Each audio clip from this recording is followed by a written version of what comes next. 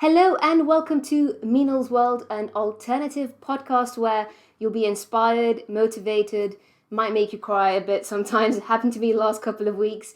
And this week we have something very new. We have a talk show style sort of episode where I have my guest Sonam. And thank you, Sonam, for keeping up with all my crazy ideas leading up to this day. And thank you, Roop, as well, from Aurora Productions for filming this episode.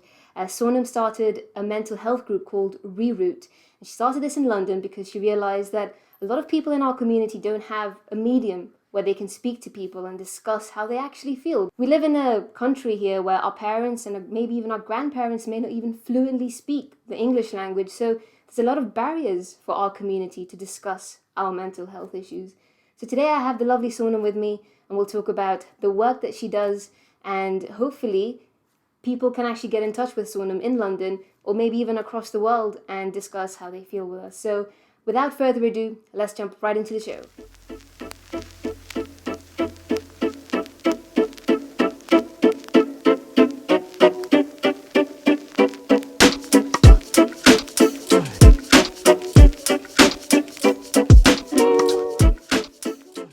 Thank you for joining us, Sonam. Thank you for coming all the way. So well, 40 minutes is a bit of a drive. Yeah. Well, Sonam, as I said in my introduction, you're doing some great work for our South Asian community here in London. What inspired you to start this? So, it's a little bit twofold. I think I grew up in a city that is predominantly white, British populated, and I always felt a little bit like, oh, I don't have many people that I can resonate with. I don't have people that I can talk to. I think growing up, I had a little bit of anxiety, but I didn't really know what that was.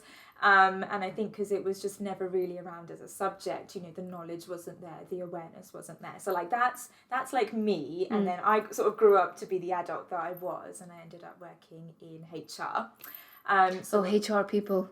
It's like, everyone, all the doctors in the hospital are like, HR, man, just getting through to HR is so difficult. And when I spoke to you, like, I work in HR, I was like, oh, okay. Yeah, well, the thing is, that's the thing. You have to be there everywhere, and you're hot on everyone's case. And employee well-being, employee engagement became such a hot thing, kind of when I graduated. Yeah. And my employer basically sent me on this course that was mental health first aid. And if anyone that listens to this eventually has not done it, I really would encourage you to do it. It's so good.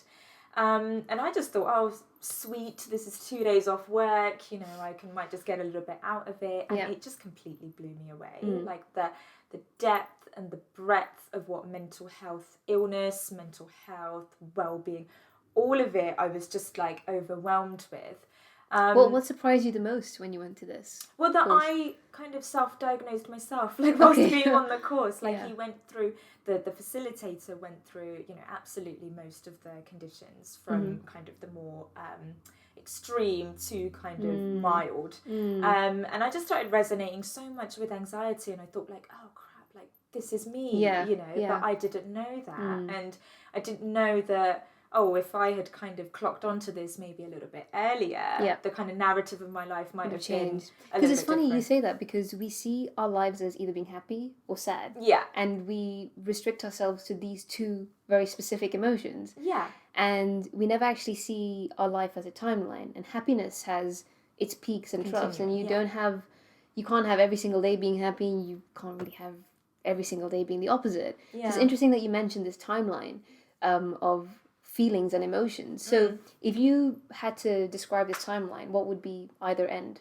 of each side of the timeline? For mental health in general? Yeah. So I think at the very extreme end is when you're completely debilitated by your condition and you are not able to find the joy in the activities that you once found joy into. If you're right at that end, then you basically are you need professional help, and it's probably not the group. Would it really help you, because our group is more about peer support. And if you're at this end, you're kind of like me, really. You function, you go about your daily life, but there's something there that's, it sometimes is a bit stronger. It's like that little voice, sometimes it's a little bit stronger. I think everyone has that, though. Yeah. I think it's something that everyone has experienced in their daily life. So I think all of us have kind of been on the spectrum at Yeah, some well, point or that's where another. the phrase comes from, isn't it? Everyone does have mental health. Yeah, It's just that yeah. you might not have a mental health illness Mm-hmm. at any given time. Yeah. But But we're all everyone battling does, something exactly. at some point in our life. Yeah. Yeah. So coming back to your original question, I went on the course and I thought I don't want the conversation to stop there. Like I want to have, now that I know, that there's this whole world and that we can do a lot just by talking about it. I want to continue that. And I looked around in Harrow and I thought, there must be something for me. And I remember, so similar to Mind, there's Rethink, a large mental health illness charity, and they run a group in Harrow. So I was like, really excited. I remember I'll go along. Yeah. And it was just full of older, white British people, and I was like, this is not so it kind of coming full circle, going back to when you were younger. Exactly. You felt the same way. Exactly that. Yeah. And I was like, but I'm in Harrow and every person I'm seeing is brown. How is this happening? Yeah. And so, I didn't resonate there. There is a sort of group in Harrow, I think they're still running, but their members are 60 and over, and I was like, I just can't resonate. Yeah. And, I just want something that's like an informal, chilled out space. You don't necessarily even need to have a mental health illness. You just need to be interested in increasing your knowledge, increasing your awareness, and you can just come along and listen. But when you went to this Rethink group, was it specifically because you were looking for help, or was it just I'm going to just see what this is all about? Yeah, it was the second. It was I want to talk about mental health. I want to explore this. I've not grown up ever really talking about it, so I don't know how to articulate how I feel sometimes, at the time. I'm married, I'm very happily married, but I can't really talk to my husband because he isn't really on that end of the spectrum as I am. He sees things really differently.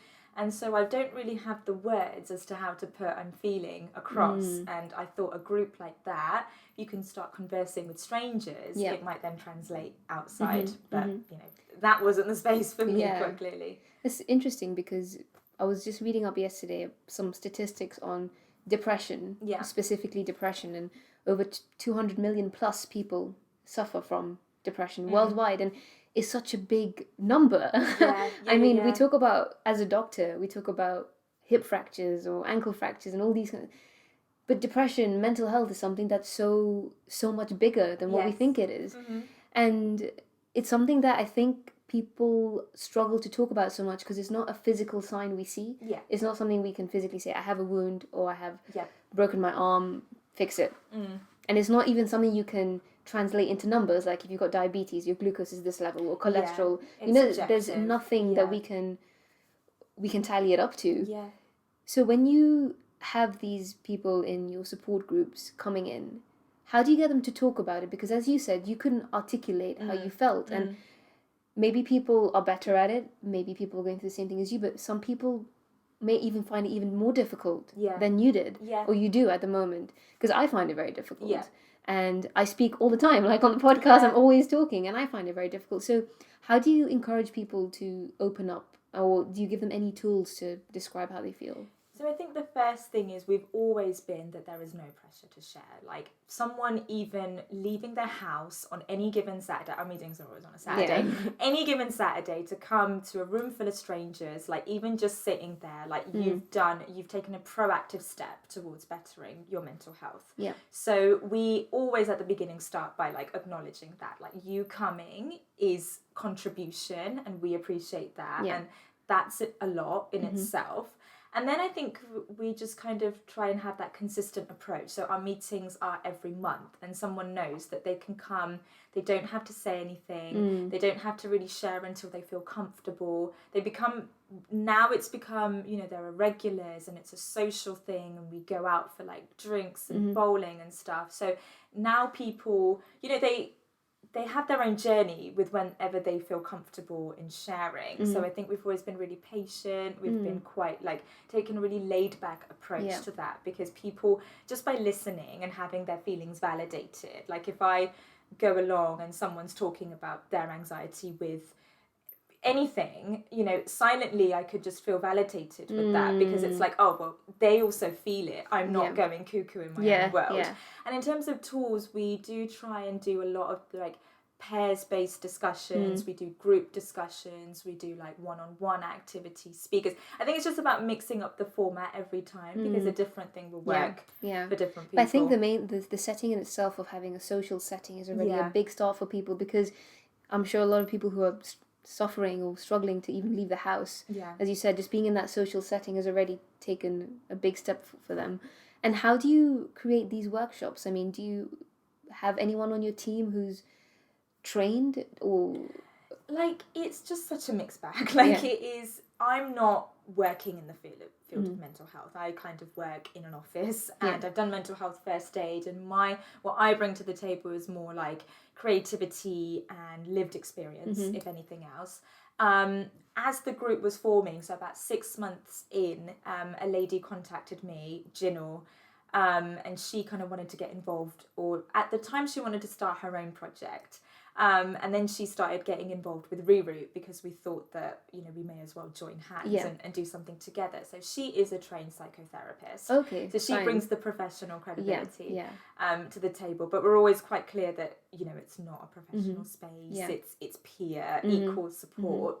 And like between us, there's never really been a blueprint for the meetings, because as far as we knew, there wasn't anything like this out there in Harrow. So we set the theme, we get the material, we find the speakers, and we just kind of roll with it, to be fair. And I think that informal nature of it is what makes it work so well. Now, approximately how many people do you coming to these? So I'd say we peak at like 15. Wow, 12 to 15. That's pretty good. Yeah, but we had, our last one was yesterday, and we had it women's only, and we promoted it in a few different networks, and we actually had 20 people. Wow. So at yesterday's, That's quite incredible, because I think when we talk about mental health issues in our community, I think we're even too afraid to acknowledge it. Yeah. So for someone to leave the house and say, actually, I think I need help, is already a big step in itself. So how, when you I wouldn't say marketing, it's not the right word, but when you try to spread the word about what you do, what do you say to people and say, okay, this is actually the right place for you? Because some people are too scared to even admit. Yeah. So when I started it, Reroute was originally supposed to be for 18 to 35-year-olds. Yeah. So for that reason, I stuck with the name Reroute, because I really wanted it something abstract. Like on Facebook, if someone liked the page, it obviously comes up on different people's timelines. So I was like, I don't want mental health, coming up when they may not be ready to share that on their Facebook with their Facebook friends.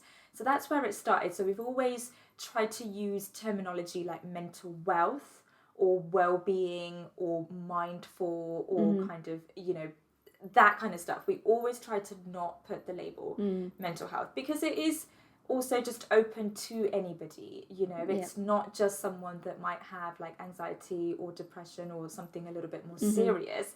It could just be for someone like that wants to learn a little bit more about it, or that wants to make a change in the community. So we've always tried to keep the phrasing quite open. And then we just get a lot of direct messages, we get a lot of like Facebook messages, and at that point we're really clear with people as to what the guidelines are.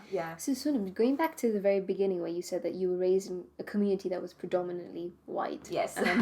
Where was it? In Bristol? Bristol, yeah. Yeah, that is quite... Yes, it is, yeah. What was actually going through your mind as a child when you were dealing with anxiety and all these things? Was it a specific event in your life? Was it the fact that you were just South Asian trying to fit in? Or did something else happen for you to suffer with your mental health? Yeah, like I think the more I think about it, I think it is a little bit inherited. Like I can see now when I've increased my knowledge of mental health, and I can just, you've been talking about it for so long, as you probably know, you can start seeing things around you.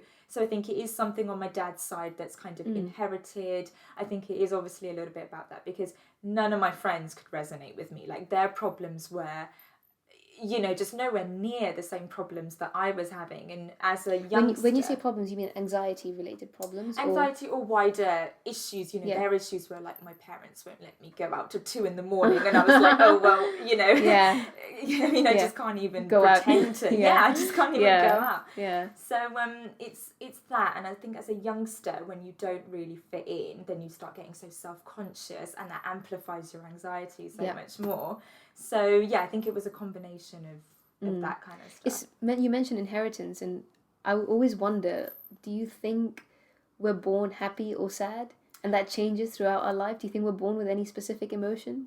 I think you genetically inherit traits from your parents. I don't think they're labelled like happy or sad. I can definitely see like my anxiety, I get really fidgety if things aren't done on time. I can see that comes from my dad. Like, I can just, you can pick that up. But no, like the happy sad thing, I think that changes on a daily basis or even an hourly basis sometimes. Yeah. So I don't think that can really be defined. Because I also think we sort of develop as humans depending on where we're born as well. Yeah. So Finland, Denmark, this Scandinavian countries are very, very happy places. Yeah. And they're always coming at the top. Yes. And we were not born in those countries. We were born, either you were born here, I was born in Gibraltar. So I think that our environment plays such a big role on how we turn out to be. So I think now, for example, like now I'm married and we're hoping to have a family in the future. The location where we actually raise our kids for me is so important actually, because I'm like, well, if I raise my kids in a sunny country, it's quite likely they'll probably just turn out to be happier just because of the environment. Whereas if in the UK, for example, where, I hate to say this, but it's miserable most of the time. It is quite miserable most of the time in terms of weather and stuff. And I think that we don't actually acknowledge that because we live in a society where we're just trying to get to the end with our rat race life, work life. We're born, we study, we try to get to the best university, we try to get the best job, and we just try to get to the end. Whereas where I was raised in Gibraltar, it was so different. So different. I mean, we would obviously, we were concerned about our results and everything like from school, but it was like, it's not the end of the world if it doesn't work out, because we knew that we had the beach next to us. Yeah, so we could just enjoy. There is merit in that. Yeah. And I think like especially South Asians living outside of their homeland, I think there has been an increased added pressure because there's the whole thing like, oh, our parents made such a big sacrifice, like we really have to succeed, or we really have to make that worth it. Like, they sort of gave up a lot to move countries or whatever the story is. So for us as it's a first generation, of the immigrant, of the immigrant parents. Yeah. It's a little bit like, oh, you have to live up to that. And then you also have to do things that make you happy. And I think that kind of adds an added pressure. I think every generation has their own sort of problems to fit in. Like our parents had problems where they had to sort of try find a better life for their family, and that caused them their mental health issues. And our generation is all about trying to be successful or trying to give ourselves the best life. That creates even a different type of anxiety. So I think every generation has a different reason to struggle with these problems. Talking about our parents' generation, Sonam, how, as a reroute, as an entity, how do you open up these conversations with the elder generation? Because as I mentioned in my introduction, I don't think there's a specific term for depression in Hindi or in Punjabi. I think there is one, and I read it up yesterday, but if I pronounce it, I think I'm just going to sound like... I don't think that'll sound great. I don't know it myself. I think there's a scientific word for it. Oh, okay. But it's never used in common language in India. And if you speak to people in India, they will talk in Hindi, and then the word depressed will be in English. Yeah. So, they'll continue with what they're saying and then say, blah, blah, depressed. Yeah. There's no specific translation for it. So when I talk to my parents about depression or any sort of mental health issues, they just see it as one emotion. Anxiety, depression, even suicidal thoughts, anything. It all comes under one bubble because they don't have that sort of vocabulary to explain everything. So as reroute, how would you try and encourage these conversations in our parents or our grandparents? So it's really difficult. I think you have to start there. Like I was 25 or 26 when I started reroute, and I was struggling just through that period.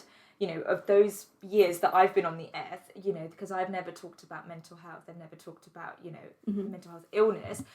I was struggling, and if you imagine now if I was to go to my mum who's 60, who's never spoken about it her whole life and seen so much more, then, you're basically starting at basics, and you have to get, like, the very definitions, you have to clarify. It's like learning a new language, isn't it? Basically, yeah. But I would say, like, now there's a really good breadth of material out there. Like, Deepika Padukone's done some amazing stuff to normalise these conversations. There are films that have realistically portrayed, you know, mental health illness in Bollywood. Yeah. There are articles, there are people that are speaking about it that I think would resonate with the older generation much more better.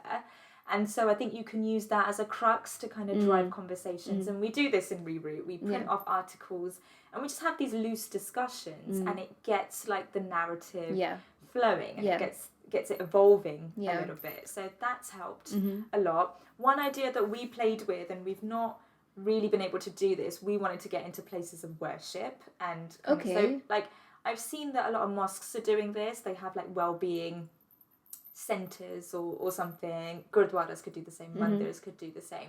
And I think if it was there, it's a really tailored, targeted approach. And I think you could, you know, get a lot of the older generation talking about something. Especially like, I mean, we were just playing with this idea, like if a priest, you know, started talking about mental health, then that would automatically validate it because that's a person of authority and they would be so likely to listen.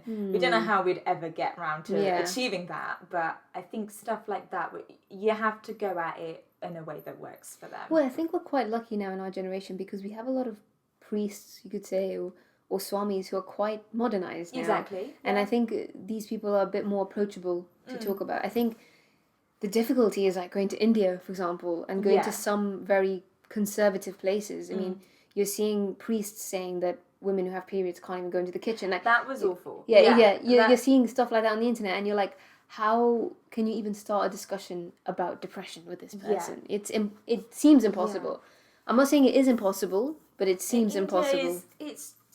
India's just an anomaly, to be fair, because there is, on one hand, some people doing some amazing stuff, and then but that only comes from a power. This is what really frustrates me, because the people who are doing amazing stuff, and hats off to them, they're doing great work. But that's a lot of it is coming from a place of privilege. They're in a specific place in society that allows them to say these things without even getting battered or shamed by anyone. But if you have a lady in the slums in Delhi or in Mumbai, and how do you even start to help these people? It's so difficult. Yeah. And I think that people of authority in India are doing great work to go into these sort of deprived areas to encourage people to talk about how they feel and stuff. But again, India is such a big country. Yeah. So many people, like, where do you even start? And it's not even the people on the side of the country, but it's also different cultures within one country. Yeah. So you're tackling so many different things. So I guess in a place like London, maybe it's a little bit easier because we're kind of under the same bubble in terms of culture and society and, you know, the way we live.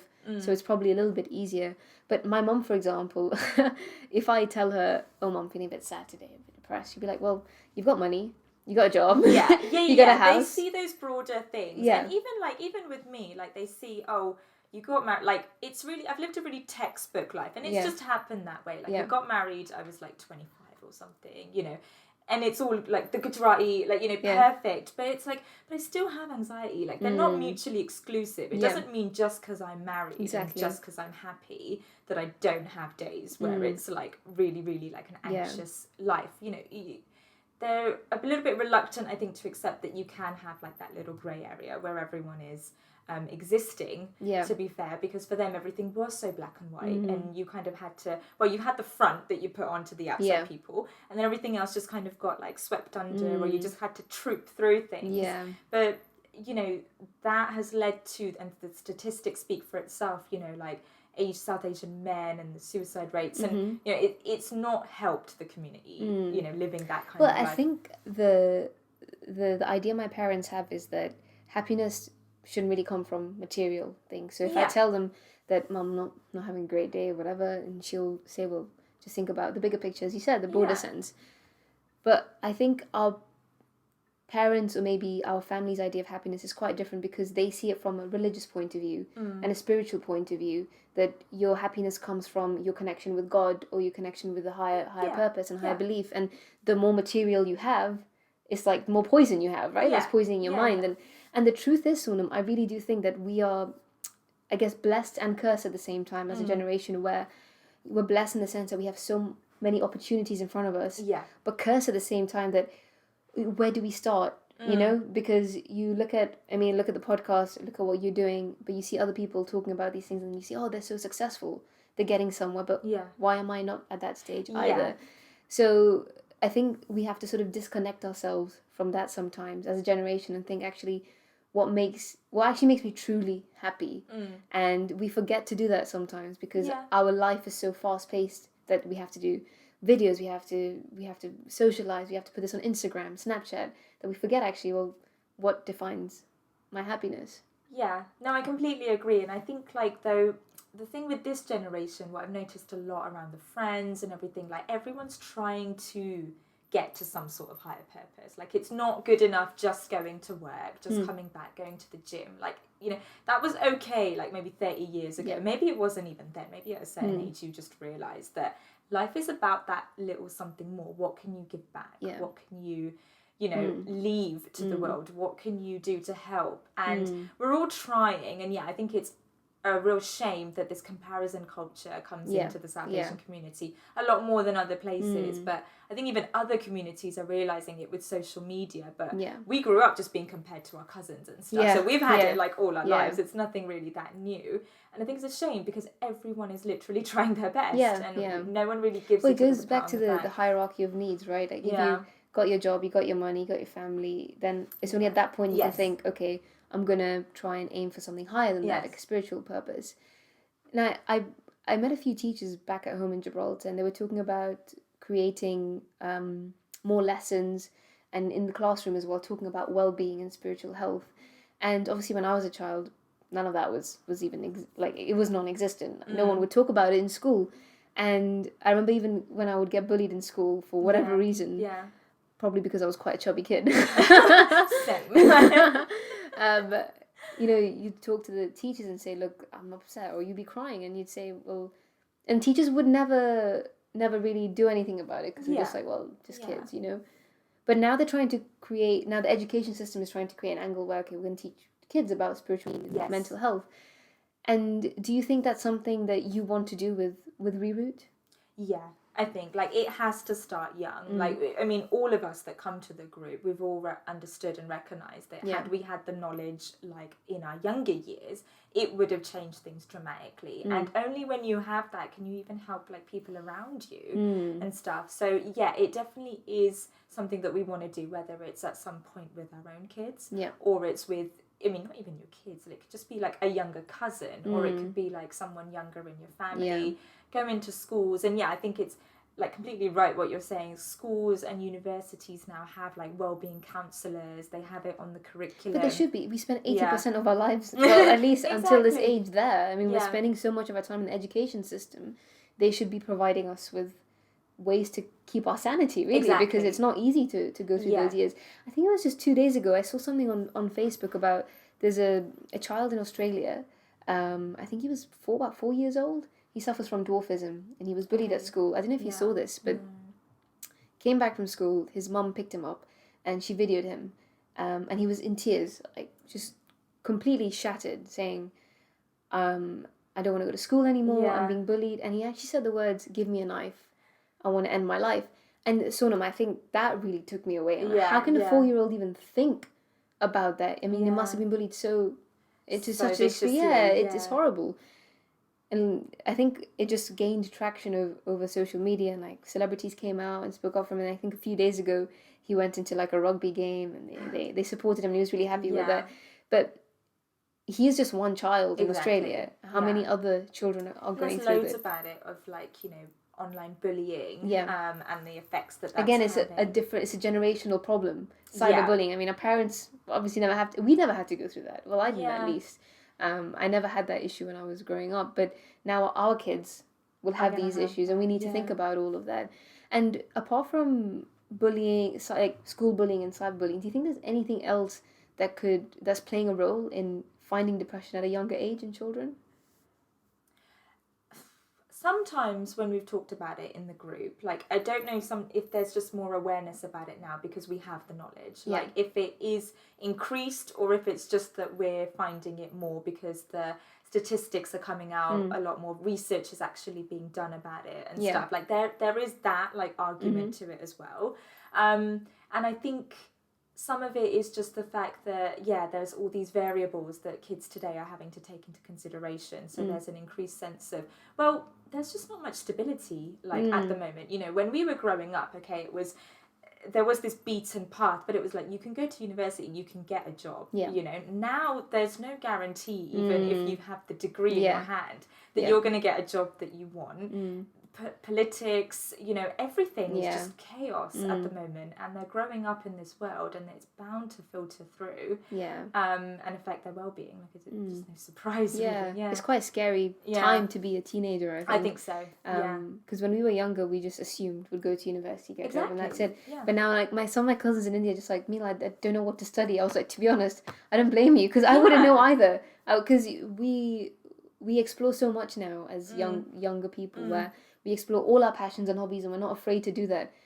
That we become a sort of jack of all trades. And then when it comes to the point where you have to sort of align to one specific path, it becomes almost impossible to figure out what you want to do. And I think the disposability of stuff that's available online, on social media, like, the focus is a little bit hard. So if you don't have a clear path, or if you're not, like, I was one of those kids, you know, there wasn't one subject where I was, like, stand out good in. But at that time, it was okay, because you could just, like, meander through, and you could do business studies at uni, which is what I ended up doing.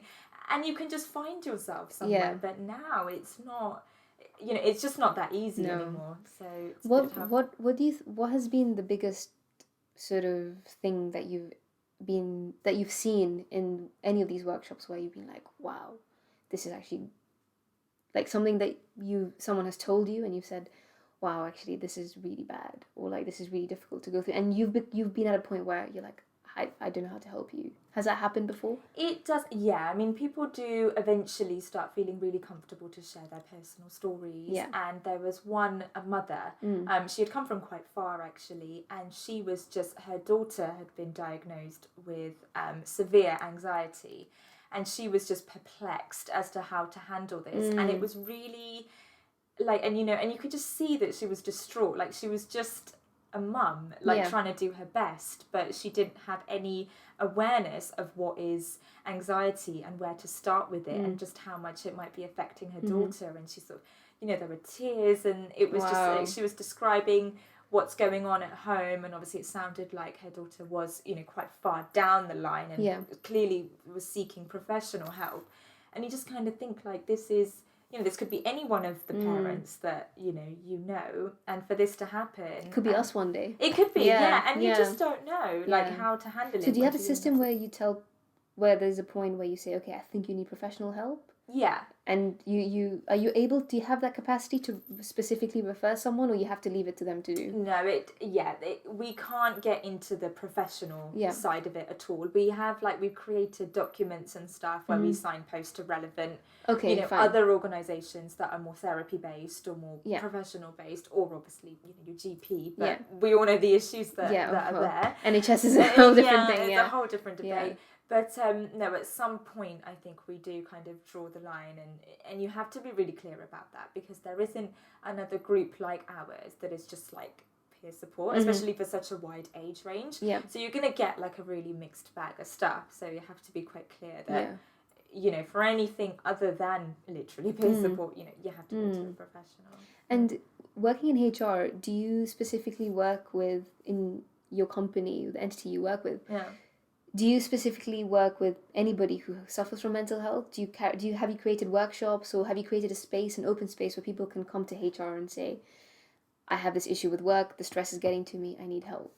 I've been really quite lucky that all of the organisations I've worked at have employee assistant programs, so confidential services that they can call for help, because sometimes, as much as HR try to be the friendly face for the whole organisation, people aren't comfortable coming to a colleague and sharing stuff right off the bat. So having that, like an external outsourced provider, the take up on that has apparently been really good when we look at the reports and stuff. In addition to that, I really like running events at work. So we do like Halloween dress up days to raise money for everything, and then we have we celebrate, time to talk day, and we put out the materials and stuff. But in terms of running workshops, I think it just works better when it's an external, when it's something else provider. Like get them out of work, like get them to another location with someone else, fresh faces. I think people then start really opening up. Because I think in Norway, one of my friends who works as a doctor was saying that they have, I think every few months they have a weekend where the work actually says you need to just go away, and they create a trip and they explore nature, and it obviously the aim behind that is to tackle mental health or stress or anything, but it's not sort of advertised in that way. They're just saying it's part of work, just go. And then obviously the aim of that is to just sort of relax and enjoy nature and hopefully de-stress. But we don't, I mean, in the NHS where I work, obviously that system is not there, and I understand why, because it's such a big entity, big organization to take care of doctors, nurses, midwives, healthcare assistants. And not even that, sort of. I think even in the NHS, you've got cleaners, you've got domestic services, the caterers. There's so many different people. Like, where do you start? But I think for a vast organisation, you have to give and enable the line managers or heads of department a little bit of authority to be able to do that. Like, you can't have one guy sitting at the top telling how to do it. You'd have to filter that and delegate it. But I think the mentality specifically with the NHS is that, I mean, I have a lot of great doctors I work around with, and I can always tell them, like, look, I think I need a day off or whatever. And they're very understanding, and that's what I love about working in my hospital specifically. But I think a lot of people are too afraid to say, I need a day off, or I need stress leave, or I need anything. And I think that's when it becomes very, very difficult. So do you suggest anything to these people? Like, what can someone in that position do if they feel like there's no one to help them in their organisation? Is there anything else they can do? I'm not See, it's HR. This is what HR always says. Actually, you know what? I'm not sure. But I'm just kidding. I'm just joking. But it is true though. If you, like, the very first thing is you must have an open relationship with your line manager at the very least. Like, it is so key to a good work-life balance, to just a good working life in general. If you're not able to foster that, I can't see how you'd be able to get into a position where you I think the alternative is to step outside and look for a support group like Reroute or something else. I mean, that's something else that people can do, because not all organizations and companies have hit that stage where mental health is something that they want to tackle. And I think if they get to a group and they start, like I was saying before, if you start normalizing the conversation for yourself and you're able to then vocalize your feelings, you're more articulate, there's better chance that you can then take that into work or take it somewhere else once you've built up that skill. But you probably would, but that still kind of leaves the proactiveness with the individual to do something, which is a shame, because not everyone is able to. I think that's the biggest problem with mental health, actually, is that we rely on people to tell us, but sometimes we need to get it out of people because there's no other way to do it. So Sonam, before we finish off, what's your goal with Reroute? What do you want to achieve in the next few years or next decade? Well, first of all, we hope it's going for the next decade. But I think, like, the goal was always to empower people to make a change. Like, the community, and this came up yesterday at the women's meeting, back in the day, several hundred years ago, there were some customs that were in our culture, and they were never meant to be like regressive or, oppress women or kind of hold us back. But we've not really evolved with the times, and we're still kind of there. And that's why there's so much taboo, there's stigma.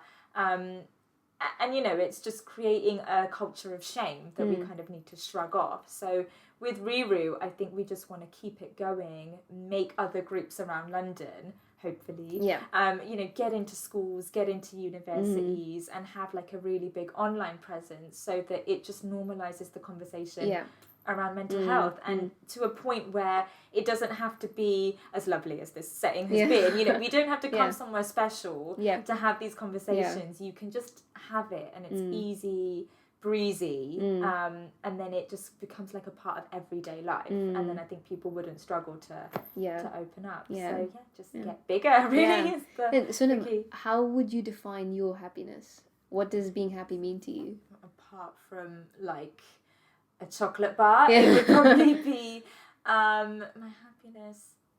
I think, like, to take it like a little bit wider, like as a woman, like almost 30, I think it's like something when you feel like you don't need anyone's validation. I think that's happiness, when it doesn't really depend on anyone else. Because obviously growing up as a South Asian girl, you're kind of, you have a lot of voices thrown at you, and you're told a lot of things, how to be and stuff. And I think happiness is when you can just, without need to justify yourself, you can just own your own narrative. It's a really interesting point, Sonam, because I think over the last few weeks or few months, I've created that mentality with myself. Yeah. I'm like, screw it. Like, I'm not going to think about what other people say. I'm not going to ask for anyone's, let alone permission, even validation, like, am I doing this right and all that. Like, even when I started with the podcast and all that, I didn't ask anyone for advice, actually, because I was like, you know what, I'm just going to do it. Because you're going to get lots of noises, lots of voices coming and saying, oh, but you're a doctor and you're working full time and you're married and you're a wife. And I'm like, well, yeah, I know I'm all of that, but... Yeah, but you're also you. Yeah, exactly, and you're allowed to And I think that's the biggest issue with our community specifically, is that we seek validation from, whether it's our mothers, our fathers, of our siblings, and they can even say the smallest thing where, like, even if they just say, oh, I'm not sure, that's it. Like, that can put so much doubt in you. So I think that's a really good point that you made, that not relying on other people's validation for your happiness. Yeah, it's a very powerful message. Yeah, and it's tough because we've not been raised like that, and we've not seen women or people around like that. But I think this generation kind of has enough power to change that narrative, at least for the people going forward, because we're not reliant, thankfully we don't have to rely on our husbands to earn for us, or we have enough in our hands to do that. So hopefully going forward that can at least change. And another question popped to my mind, Sonam, is that, do you think tackling depression and mental health issues, do you think a lot of it boils down to the individual being proactive? Because I see a lot of patients coming into the hospital, very young age, and then a part of me says, well, why didn't you ask for help? It seems so obvious. Obviously, sometimes it can debilitate them so much. So do you feel like we are responsible ourselves for our own mental health as well? Like, we are. Yeah. Like, in essence, we basically are, because it's your own, your mental health is a part of your health. And just like how you should obviously try to keep yourself healthy and not, drink oil every day or something, it is a part of that. But that's sadly not kind of how we've been taught it. So I don't think you can blame anyone, at least in this, up until, these stages in life. You can't really blame someone for not being able to take their mental health into their own hands, because if I was a 13-year-old, even if I maybe did know what anxiety was, I don't think I could have spoken up, because I would have felt too self-conscious, or I wouldn't have felt like... It's not only that, it's going back to what we were saying earlier about relying on other people, that we also feel like if we're sad or upset, someone will come and just cheer us up. Because we live in quite a coddled community where our mothers will be around us, our dads will be around us. So I think one message I want to put out there is, like, just be aware of how you're feeling and be very active in understanding when you're going through difficult times. And I think a lot of it will come through unlearning what we were raised with as young children, and we have to be active in that as well.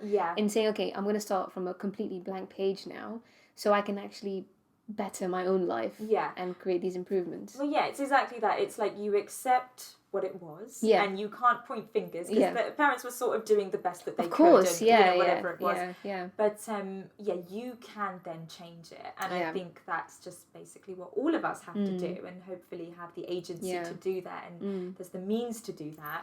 And I know that if I was still in Bristol, I probably wouldn't have started the group, because there wasn't. So London in that way has enabled me to be able to do that. And with whatever resources you have, you can make a difference. So if people want to find you on social media, if people want to join you in London, how can they do that? What's the best way to contact your team? So we've got the Insta page at reroute 2018, I think. We're reroute on Facebook. I can share my details with you to like put out and stuff. Please do get in contact. Are you looking for volunteers as well? Just out of curiosity, in case someone's listening and they want to help out. Yeah, I mean, the girl that we have, Anjali, who's our star on social media, she just got in contact with us, and now she does our Insta and Facebook pages. Okay, so great. Literally whatever you can bring to the table, we'll take it. But if not, like, even you just sharing our posts on Facebook, like, people can support us in several different ways. There's no fixed format for that, but do get it. Great. Well, thank you for joining me today, Sonam. I really enjoyed this chat. Yeah, same here. Great. And hopefully we can work together on creating more change in not just in London, but maybe in other places as well. Thank you. Thank you, Sonam, for joining me today, and thank you, dear listeners, for tuning in to Meenal's World as well. If you do live around London or Harrow, you can get in touch with Sonam's team at reroute 2018. If you are not in London and you're somewhere else around the UK, there's a directory where you can find support groups, and that's www.mind.org.uk.